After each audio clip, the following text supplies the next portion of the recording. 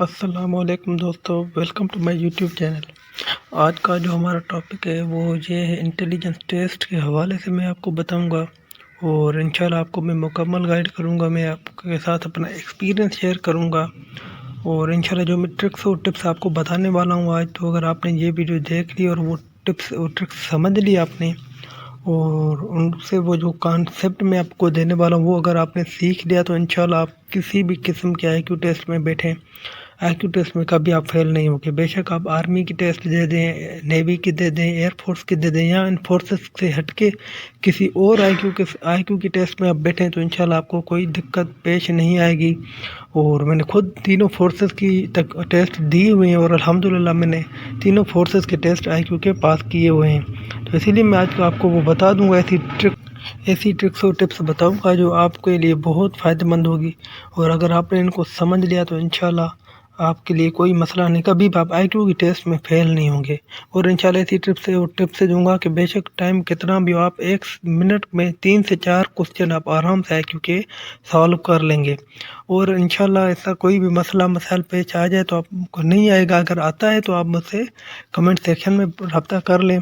और उसके बाद जो है मैं आपको इंशाल्लाह मुकम्मल गाइड करूंगा। सबसे पहले तो मैं आपको ये बताऊंगा कि आईक्यू टेस्ट होता क्या है, क्यों लिया जाता है, उसका क्या मतलब है, उसके क्या फ़ायदे हैं और जो मतलब उसके अलावा जो है उसके कितने टाइप्स हैं, क्या तरीक़ाकार है, मुकम्मल कंप्लीट मैं आज आपको बताऊंगा कि पहले तो आईक्यू होती क्या है, आईक्यू का मतलब क्या है। उसके बाद मैं आपको टिप्स और ट्रिप्स दूंगा और इंशाल्लाह कोशिश करूंगा आज के वीडियो में मैं तकरीबन क्लियर कर लूं।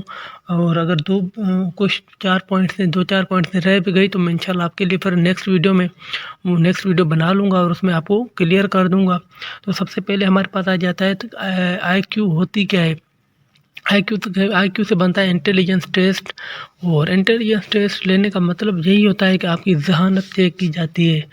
वो जो भी मतलब डिपार्टमेंट लेता है, ज़्यादातर फोर्सेस वाले लेते हैं, तो वो यही चेक करते हैं कि साइकोलॉजी आपकी या आपके जो ज़हानत है वो किस तरह की है, आपने डिपार्टमेंट में किस तरह काम करना है, या कल को ऐसा कोई इशू आ जाए या मसला आ जाए या जंगी हालात हो जाएं तो आप किस तरह उसको हैंडल कर सकते हैं। तो ये बिल्कुल बेसिक चीज़ें होती हैं। मतलब मैं तो कहता हूँ इन चीज़ों को पढ़ने से कैसे के बगैर भी बंदा कर लेता है, लेकिन फिर भी इसके बेहतर यही है कि मैं आपको टिप्स और ट्रिक्स बता दूं कि इसको हल करने का प्रॉपर तरीका क्या है और आईक्यू की जो टिप्स हैं वो क्या होती है, या मतलब उनके जो सॉल्व करने का एक प्रोसीजर है। जिस तरह मैथमेटिक्स के फार्मूले वगैरह होते हैं या फिज़िक्स के, उसी तरह मैं आपको आज प्रॉपर इसका तरीका बताऊंगा। तो आज की वीडियो में और हम वीडियो स्टार्ट कर लेते हैं। अगर आपने मेरे चैनल को लाइक और सब्सक्राइब नहीं किया तो लाइक करें, सब्सक्राइब करें और साथ ही साथ बेल आइकॉन पे क्लिक करें। तो चलिए वीडियो स्टार्ट करते हैं। वीडियो स्टार्ट करने से पहले सबसे पहले मैं आपको यहाँ पे बता दूं कि इंटेलिजेंस आईक्यू टेस्ट के कितने किस्म होते हैं। तो उसके 2 टाइप्स होते हैं, एक होता है वर्बल इंटेलिजेंस टेस्ट, दूसरा होता है नॉन वर्बल इंटेलिजेंस टेस्ट। तो वर्बल इंटेलिजेंस टेस्ट से क्या बनता है, उसका क्या मतलब है। वर्बल वो होती है जो आपने जहन में ज़बानी आप हल कर सकें, उसका सवाल निकाल सकें या ज़बानी आप बता सकें या किसी से पूछ सकें सवाल।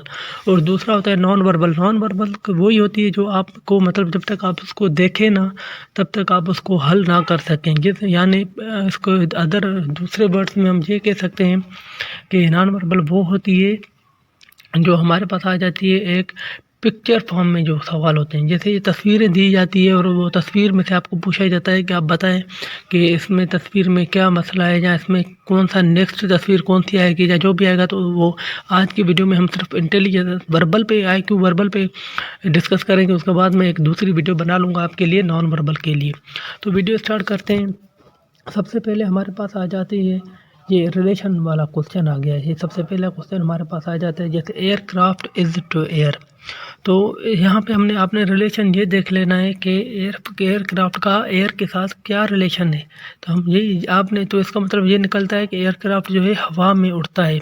उसी तरह ये कह रहा है एज होवरक्राफ्ट इज इट, यानी अभी ये पूछ रहा है कि इसका रिलेशन क्या होगा इन 4 ऑप्शंस में से, यानी कि इसमें ये कौन सा ऑप्शन इसमें इसके लिए बेस्ट होगा। तो सबसे पहले आपको ये पता होना चाहिए कि होवरक्राफ्ट का मतलब क्या होता है। तो ये एक बोट की किस्म है, जो मतलब एक मैं आपको सिंपल मिसाल दूँ कि वो ये जिसके नीचे ट्यूब की तरह कोई मटेरियल ट्यूब की तरह लगा होता है, और वो जो ये सरफेस यानी वाटर सरफेस के ऊपर जो चलती है, और दूसरा लैंड पे भी, ज़मीन पे भी ये चलती है। तो यहाँ पे हमारे पास और कोई ऑप्शन लैंड का नहीं है, सिर्फ यहाँ पे सरफेस का है, तो आपने यहाँ पे सरफेस कर लेना है। इसी तरह का दूसरा क्वेश्चन हमारे पास आ जाता है हाउस इज टू ह्यूमन। अभी आपने ये जो पहला रिलेशन है ये चेक कर लेना है कि हाउस का ह्यूमन के साथ क्या ताल्लुक है, यानी ह्यूमन का ये ताल्लुक है कि जो ह्यूमन है वो घर में रहता है। इसी तरह अभी आपने नेस्ट का जो है ऑप्शन वो टिक कर लेना है। अभी तो काफ़ी लोग यही कहते हैं कि जैसे यार ह्यूमन का हाउस हो गया तो नेस्ट का एनिमल्स कर देते हैं। बिल्कुल एनिमल्स भी है, लेकिन प्रॉपर अगर ऑप्शन है कि जो नेस्ट है उसमें कौन रहता है, क्या रहता है, तो उसका उस हिसाब से आपने फिर वो प्रॉपर कर लेना है, एनिमल्स वगैरह या और कुछ नहीं करना। तो नेस्ट जो है बर्ड्स के जो घर जिसको बोलते हैं हम सिंपल वर्ड्स में, तो उसको बोलते हैं नेस्ट है। तो इसीलिए आपने वो बर्ड्स उसमें रहते हैं, तो इसीलिए आपने यहाँ पे बर्ड्स पे टिक कर लेना है। इसी तरह हमारे पास तीसरा क्वेश्चन आ जाता है वाटर इज टू फ्लो, यानी पानी का जो काम है। अब यहाँ पे काम वाला रिलेशन आ गया कि पानी का काम क्या है, बहना। इसी तरह एयर का काम क्या है, तो एयर के साथ हमने ब्लो लगाना होता है, यानी एयर फूंक मारना, हवा देना। तो इसीलिए एयर का ब्लो होता होगा और वाटर के साथ फ्लो लगता है। तो ये चीज़ें आपको थोड़ी बहुत, अगर वर्ड्स की वोकेबलरी आपकी मतलब वीक है तो आपने थोड़ा बहुत इनको याद कर लेना, देख लेना है। इसी तरह चौथे का आ जाता है ट्रेन इज टू ट्रैक। अभी देखें इनका दोनों का रिलेशन ये है कि ट्रेन का काम क्या है, वो ट्रैक यानी पटरियों पे चलती है। इसी तरह अभी आपने कार के साथ वही चीज़ सिलेक्ट करनी है। जैसे अभी ये कार अभी ऑप्शन आप पढ़ लें, देखें ऑयल भी आ जाता है और व्हील भी आ गया है, तो कार में व्हील भी होते हैं। तो काफ़ी लोग इसी चीज़ों में कंफ्यूज हो जाते हैं। तो आपने माइंड यहाँ पे आप पहले तो ये अपने माइंड में क्लियर कर लें कि आप जब IQ टेस्ट दे रहे हैं तो आप ये सोच लें आप पेपर नहीं दे रहे, आप अपने माइंड की टेस्ट दे रहे हैं। यानी अपने प्रॉपर अपने माइंड का इस्तेमाल करना होता है, और माइंड का इस्तेमाल तभी होता है, इन्हीं चीज़ों में होता है जो चीज़ें कन्फ्यूजन वाली हो, जो मतलब आपको डिस्टर्ब कर रही हो, जो चीज़ या ऐसा क्वेश्चन या ऐसा मसला जो आपको 2 से 4 तरफ खींच रहा हो और आपने प्रॉपर रास्ते पे जाना हो। जैसे इस तरह कार रोड मतलब व्हील्स पे होते हैं कार में, कार के साथ ऑयल भी होता है। तो आपने अभी कौन सा ऑप्शन बेस्ट हो गया, तो आपने वो चेक करना है पहले वाले का रिलेशन, जैसे ट्रेन और ट्रैक का रिलेशन है। तो आप ये देख रहे हैं ट्रेन का काम है, ट्रैक पे चलती है, तो आपने कार का वो ही सिलेक्ट करना है। बेशक ऑयल भी कार में डलता हो या व्हील भी लगे हुए हों, लेकिन जैसे ट्रेन ट्रैक पे चलती है, इसी तरह कार किस चीज़ पे चलती है, तो आपने रोड पे चलती है। यहाँ पे ये नहीं हो है कि ट्रेन मतलब व्हील से चलती है, जहाँ किस तरह चलती है, यहाँ पे कह रहा है किस चीज़ पे चलती है। तो कार भी बेशक व्हील से चले या टायर से चले, लेकिन किस चीज़ पे चलती है, तो व्हील पे तो नहीं चलती ना, तो रोड पे चलती है, इसीलिए आपने यहाँ पे रोड टिक कर लेना है। इसी तरह किटन इज टू कैट। अभी यहाँ पे जो रिलेशन आ गया है 5वें क्वेश्चन में, वो ये आ गया कि ये जो बिल्ली के बच्चे को हम किटन बोलते हैं। तो इसी तरह वो कह रहा है कब विजिट, यानी अभी ये भी बेसिक वोकेबलरी है, आपको आनी चाहिए। तो कब ये जो लियोपार्ड होता है हमारे पास, उसके बच्चे को बोला जाता है, तो यहाँ पे लियोपार्ड टिक होगा। इसी तरह हमारे पास जो आता है 6 नंबर क्वेश्चन, वो आ जाता है पेंशन इज टू रिटायरमेंट। अभी पेंशन और रिटायरमेंट का रिलेशन ये है कि जब बंदा रिटायर्ड होता है गवर्नमेंट पर्सन, तभी उसको पेंशन दी जाती है। रिटायर ऑन ड्यूटी या सर्विस में पेंशन कभी नहीं उसको मिलती, यानी मिलते तो पैसे ही हैं, जिसको हम आधी तनख्वाह कहते हैं, आधी हाफ सैलरी कहते हैं, लेकिन ये है कि मतलब वो रिटायरमेंट के बाद ही मिलती है, ऑन ड्यूटी नहीं मिलती। तो इसी तरह ये कह रहा है पे इज इट, अब जैसे पेंशन रिटायरमेंट पे मिलती है, इसी तरह पे जब बंदा ऑन सर्विस होता है तो उस टाइम पे मिलती है, उस टाइम हम पेंशन उसको नहीं कहेंगे। यानी ये एक अलग वर्ड है, 2 वर्ड्स हैं तो दोनों पैसे, लेकिन एक अलग इनका मतलब अपना ये यूज़ है इंग्लिश के हिसाब से। तो यहाँ पे जब बंदा एम्प्लॉयमेंट होता है यानी काम कर रहा होता है, तो उस वक्त उसको पे दी जाती है। इसी तरह 7वें नंबर पे हमारे पास आ जाता है नेक इज टू हेड। अभी देखें गले का सर से ताल्लुक है जिस तरह, इसी तरह यहाँ पे आ जाता है फूट इज इट। तो यहाँ पे सबसे पहले मैं आपको सवेरे बताना भूल गया कि जब आप IQ टेस्ट में बैठें तो आपने 2 बातें तो कॉमन याद कर लेनी है। एक ये है कि आपने इंग्लिश पे गौर नहीं करना कि यार इस पे इंग्लिश तो इस तरह लिखी हुई है, क्वेश्चन लिखा हुआ है, आपने उस चीज़ पे नहीं देखना। दूसरा ये देख लेना है, आपने माइंड में सेट कर लेना है कि आप एक नॉर्मल टेस्ट नहीं दे रहे, बल्कि आप एक कमांडर इधर बैठे हुए हैं और आपके पास मतलब 3 से 4 सिचुएशन है और आपने इसमें से प्रॉपर सिचुएशन या प्रॉपर फैसला करना है, तो आपने कौन सा करना है। तो IQ टेस्ट जब भी आप दें, एक तो आपने ये चीज़ अपने जहन में रख लेनी है, दूसरी बात आपने जो याद कर लेनी है या समझ लेनी है वो ये है कि IQ का जो भी क्वेश्चन होगा आपके पास, वो हमेशा आपके पास ऑलरेडी एक सिचुएशन मिली हुई होगी और उसको देख के आपने दूसरे का हल निकालना होगा। जिस तरह यहाँ पे आप देख रहे हैं नेक और जो यानी पहला टर्म जो है हमारे पास नेक और हेड वाला, इन दोनों का रिलेशन इसने खुद बताया हुआ है हमें। तो इन दोनों को देख के आपने जो आगे वाला जो टर्म आएगा या वर्ड आएगा या जुमला आएगा, उसका आपने खुद जवाब टिक करना होगा। तो इसी तरह फुट का क्या होता है, तो हमारे जो पैर हैं वो किससे हमारी टांगों से जुड़े हुए होते हैं, तो इसीलिए यहाँ पे लेग्स होगा। अभी बॉडी भी जैसे हो सकता था, लेकिन पहले टर्म में क्या है, उसने पहले टर्म वैसे तो हेड जो नेक है हमारी वो भी तो बॉडी में आ जाती है ना, लेकिन उसने एक प्रॉपर नेक का जो मतलब जो उसके साथ जो अटैचमेंट है वो उसने प्रॉपर दी हुई है हेड की। तो इसीलिए आपने भी फुट का जो है लेग से ही कर लेना है, बॉडी या और कुछ नहीं करना। इसी तरह हमारे पास ये तो हो गई हमारे पास रिलेशनशिप वाली IQ टेस्ट। उसके बाद हमारे पास दूसरी आ जाती है ये अर्थमेटिक या बेसिक है जो मैथमेटिक होती है, और ये बिल्कुल मतलब मैं तो कहता हूँ दूसरी तीसरी क्लास वाले बच्चे को भी आनी चाहिए। तो एक यहाँ पे और दूसरी बात ये कि यहाँ पे आपने एक चीज़ तो याद कर लेनी है कि जो IQ टेस्ट के लिए जो आपने जो अर्थमेटिक के क्वेश्चन होते हैं वो एक फार्मूला तो ये आ जाता है, ये जो बेसिक डेमास रूल हमने आपने पढ़ा होगा, यानी डिवीजन, मल्टीप्लिकेशन, सब्ट्रैक्शन, एडिशन, ये इसको बोलते हैं डेमास चारों को। यानी ये चीज़ आपने याद कर लेनी है। जब भी आपने इस तरह का क्वेश्चन हल करना है तो इस रूल को अगर आपने अप्लाई नहीं किया तो आपका जो क्वेश्चन होगा वो गलत होगा 110%। जिस तरह आप देख सकते हैं, तो ये डेमास रूल का मतलब यही होता है। तो सबसे पहले जब भी आपके पास बेसिक अर्थमेटिक का क्वेश्चन आ जाए तो आपने डेमास यानी डिवीजन हल कर लेनी है। डिवीजन को सॉल्व करने के बाद DM, उसके बाद M आती है तो मल्टीप्लिकेशन। अगर डिवीजन नहीं मिली हुई तो आपने मल्टीप्लिकेशन करनी है। अगर वो दोनों अगर है तो इस तरह सीरीज से आपने जाना है, अगर वो दोनों नहीं है तो उसके बाद सब्ट्रैक्शन आ जाती है, उसके बाद एडिशन आ जाती है। तो काफ़ी लोग क्या करते हैं, पहले जैसे इन्होंने 3+3 दिया हुआ है यहाँ पे, तो इसी तरह भी लोग क्या करते हैं, सबसे पहले 3 6 कर लेते हैं, फिर 6 वो उस 4 से मल्टीप्लाई करते हैं तो फिर 24 आंसर आ जाता है। और उन्होंने इसीलिए 24B में ऑप्शन दिया भी और वो टिक करके आ जाते हैं। तो इस तरह जब तक आपने डेमास रूल को नहीं सीखना और अप्लाई जब तक आप नहीं करेंगे तब तक आपका जो सवाल होगा वो सही नहीं होगा। तो अभी यहाँ पे जिस तरह मैंने आपको बता दिया, तो डेमास रूल यहाँ पे सबसे पहले डिवीजन होती है, तो यहाँ पे डिवीजन नहीं मिली हुई हमारे पास। उसके बाद क्या आता है, मल्टीप्लिकेशन। तो आप यहाँ पे देखें मल्टीप्लिकेशन है, बेशक मल्टीप्लिकेशन लास्ट में पहले प्लस है ना, पहले 2 टर्म, लेकिन आपने प्लस नहीं करना है, एडिशन नहीं करनी है आपने अपना रूल जो होता है मैथ का, आपको पता होगा मैथमेटिक्स के कुछ फार्मूले रूल्स हो गए जिसको कभी कोई चेंज नहीं कर सकता। तो आपने जहाँ पे मल्टीप्लाई कर लेना है 3 को 4 से तो 12 आ जाएगा।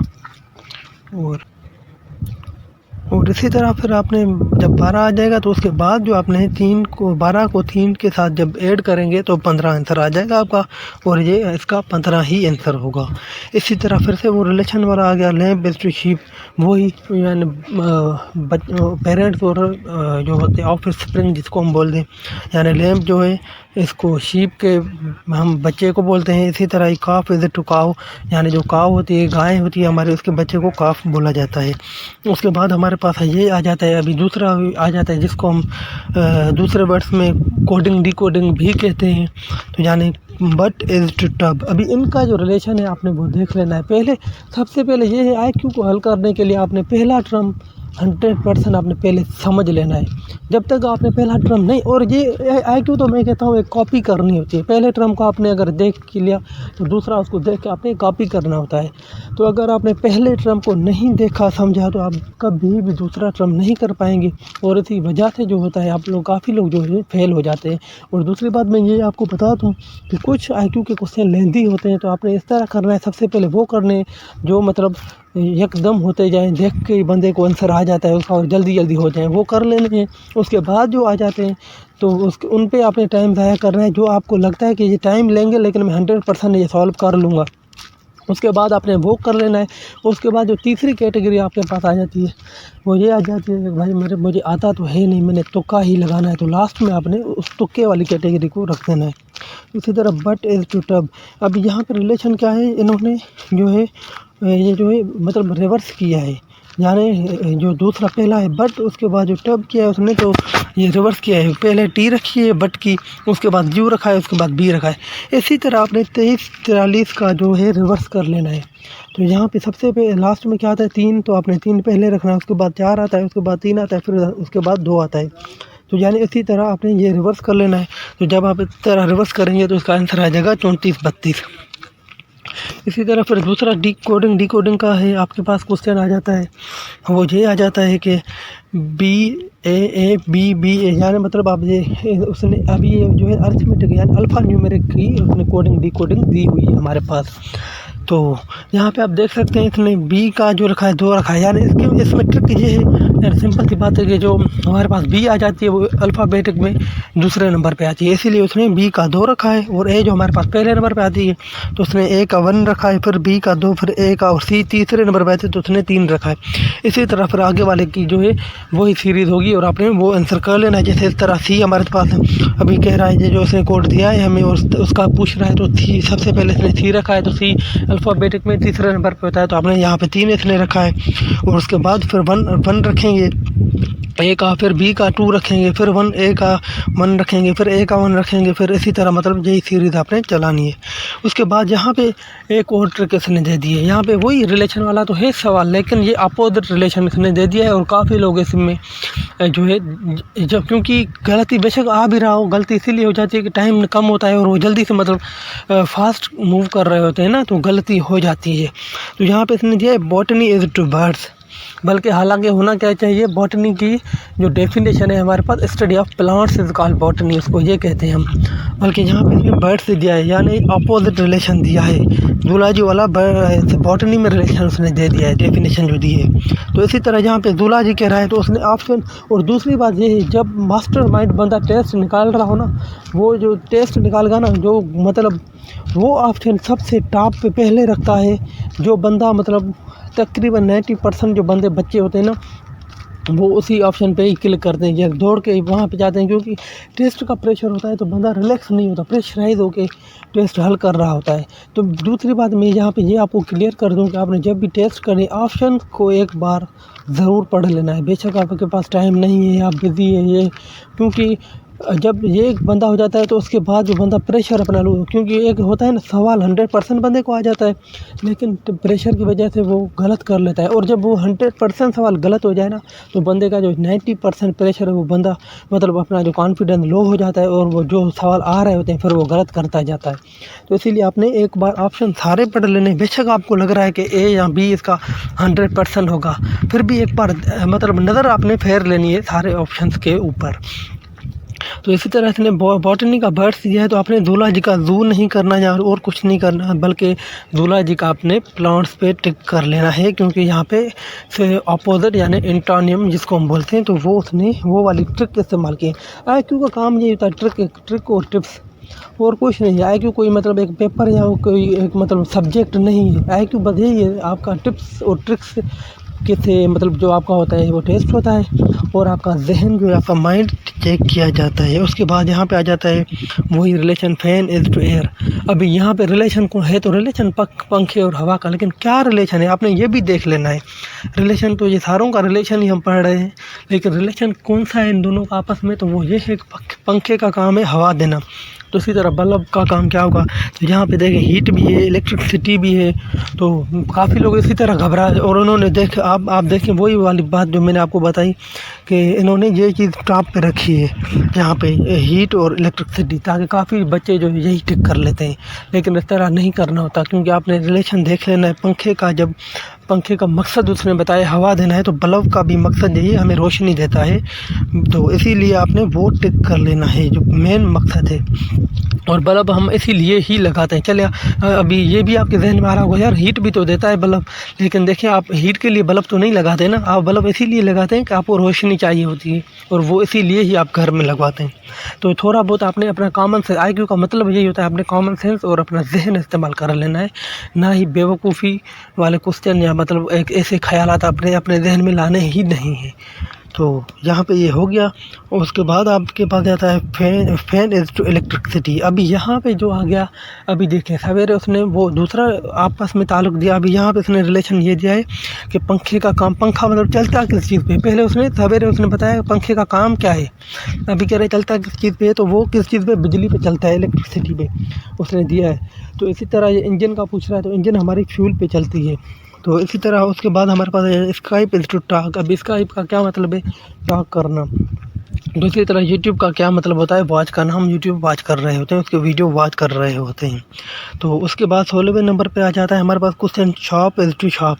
अभी यहाँ पे काफ़ी जो है बंदे जो मतलब परेशान हो जाते होंगे, काफ़ी अच्छे खासे बंदे, क्योंकि यहाँ पे शॉप इज टू शॉप, सबसे पहले तो ये ट्रिकी समझ नहीं आ रही ना आपको कि शॉप इज टू शॉप से क्या मतलब बना, क्या रिलेशन हुआ इनका आपस में और किस तरह हुआ जो मतलब हम दूसरे का रिलेशन निकालें। तो सबसे पहले आपको ये दूसरी, अभी ये ग्रामेटिकली वर्ड है, मैं आपको वो चीज़ बता दूं कि एक तो पहला जो शॉप है वो शॉप का काम मतलब है दुकान, ये नाउन लगाया हुआ है उसने, और दूसरा जो शॉप है वो उसने वर्ब, तो वर्ब की तरह लगाया है, यानी शॉप से हम क्या करते हैं, ख़रीदारी करते हैं।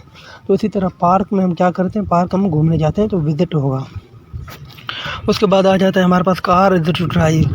अभी कार का काम क्या है, मतलब ड्राइव करना, चलाना। इसी तरह हार्स इज टू, तो हार्स मतलब रन नहीं, ड्राइव नहीं लगता, रन जो है बंद ह्यूमन बींग्स के लिए लगता है, मतलब हमारे लिए लगता है, बंदों के लिए, और जो है ड्राइव जो लगता है वो मतलब गाड़ियों के लिए लगता है, और हार्स से जो हम राइड लगाते हैं, यानी मतलब तो सबका सेम ही है, भागना चलना, लेकिन ये है कि जो एक इंग्लिश के प्रॉपर हर चीज़ के अलग से वर्ड होते हैं, तो वो इस्तेमाल वो आपको इस्तेमाल आना चाहिए। जहाँ आपने वो, अगर आपको फिर भी उसका नहीं पता है, समझ नहीं, तो आप मुझे ही बोल दे, मुझे बता देना, मैं आपके लिए वो अलग से वो बना लूँगा वीडियोज़ वगैरह, या मतलब आपको वो चीज़ PDF वगैरह में प्रोवाइड कर लूँगा। और अगर आपको इसी तरह की और भी टेस्ट चाहिए और आप कहते हैं कि हम खुद सॉल्व करना चाहते हैं, तो मैं वो भी आपके लिए अपलोड कर लूँगा। तो उसके बाद हमारे पास आ जाता है व्हाट इज सम, वही आ गया बेसिक अर्थमेटिक का क्वेश्चन, सम ऑफ 4 + 5 × 4, वही ट्रिक आ गई। तो आपने यहाँ पे क्या करना है, वही डिमास रूल का इस्तेमाल कर लेना है, DMAS, यानी सॉरी गलती मैंने सवेरे सब्ट्रैक्शन पहले बता दिया था, बल्कि DMAS है, डिमास यानी डिवीजन मल्टीप्लिकेशन एडिशन सब्ट्रैक्शन, आपने ये वाला रूल इस्तेमाल कर लेना है। और तो फिर यहाँ पे देखें वही 5 को 4 से जब मल्टीप्लाई करेंगे तो 20 आ जाता है, और फिर उसके बाद 20 में जब 4 ऐड करेंगे तो हमारे पास 24 आंसर आ जाएगा। बल्कि आप अगर जैसे अगर आपने गलती से पहले ऐड कर लिया तो आंसर दूसरा आ जाता है, 4 और 5 9 आ जाएगा, जब उसको आप ऐड करेंगे तो इसमें ऑप्शन ही नहीं है वो जो आंसर आएगा आपका। तो इसलिए ये आपने ये चीज़ याद कर लेनी है, DMAS डिमास रूल जिसको कहते हैं हम। उसके बाद लीव्स आर टू ट्री।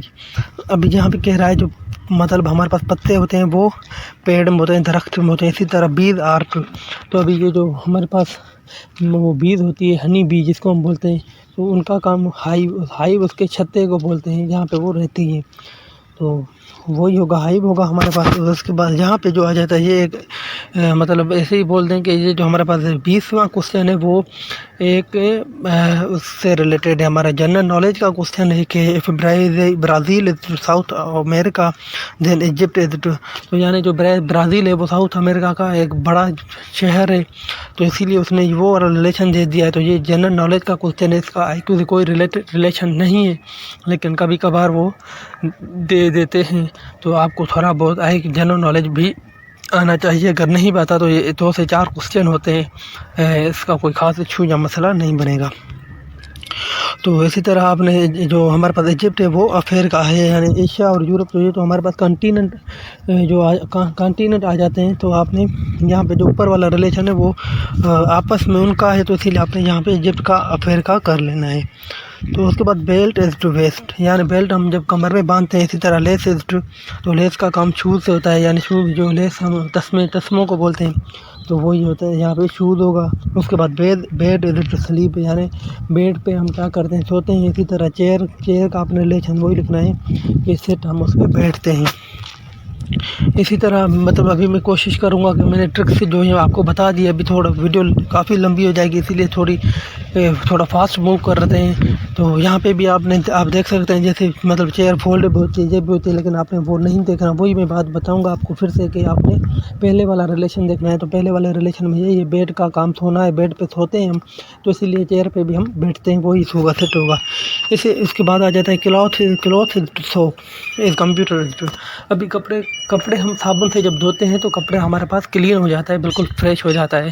तो उसी तरह ही हमारे पास आ जाता है कंप्यूटर है तो एंटीवायरस। जब हम एंटीवायरस लगा लेते हैं तो कंप्यूटर से वायरस ख़त्म हो जाती है और हमारा कंप्यूटर एक फ्रेश हो जाता है। उसके बाद आ जाता है वाटर टैंक। तो ये चार्ज इज टू, अभी जैसे आ जाके आ गया वाटर जो है, वाटर टैंक में होता है, यानी वाटर जो है हमारे पास वाटर टैंक होते हैं, उसमें वाटर मतलब बल्क क्वांटिटी में होता है। तो इसी तरह ही हमने जो है चार्ज का देख लेना है। तो चार्ज का हमने ट्रांसफार्मर कर लेना है। यहाँ पे चार्ज का मतलब वो ये जो चार्ज का मतलब है, यानी करंट हम बोल दें जिसको, या इलेक्ट्रिसिटी बोल दें दूसरे वर्ड्स में।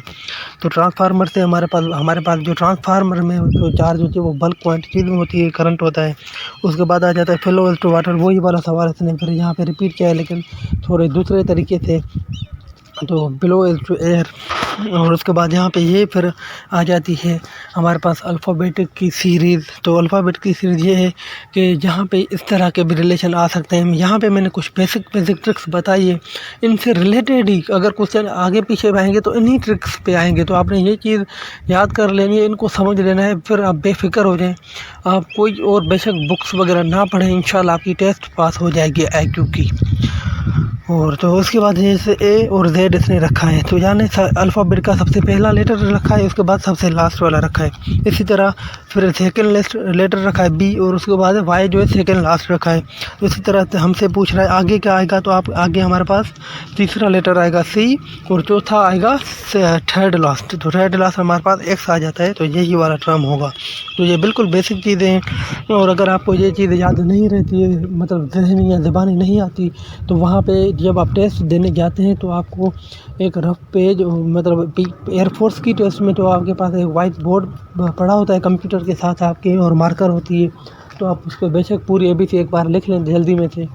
और अगर आपको ज़बानी आ जाता है तो बेशक आप ना लिखें। तो उसके बाद आ जाता है BGLQ।